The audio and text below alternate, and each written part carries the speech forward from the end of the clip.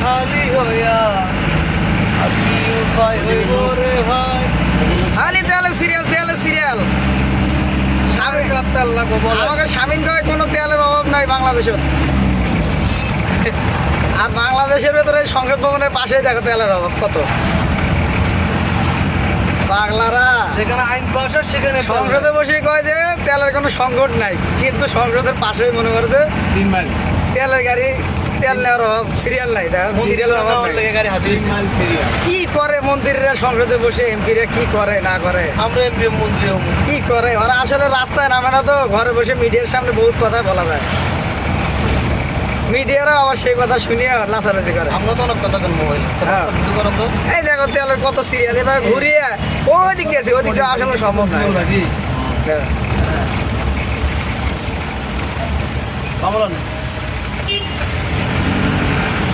এই পাশ দিয়ে ঘুরিয়ে গণভবনের পাশ দিয়ে, যে গণভবন এইটা, এই পাশ দিয়ে ঘুরিয়ে ঘুরিয়ে ঘুরিয়ে ঘুরিয়ে ঘুরিয়ে ওই যে আসাদ গেট পর্যন্ত এটা চলে গেছে। এও, এটা আসলে ওইদিকে আমরা যাবো না, এখান থেকেই শেষ সিগন্যাল পর্যন্ত। এই যে। ভালো থাকবেন, ধন্যবাদ। 3 3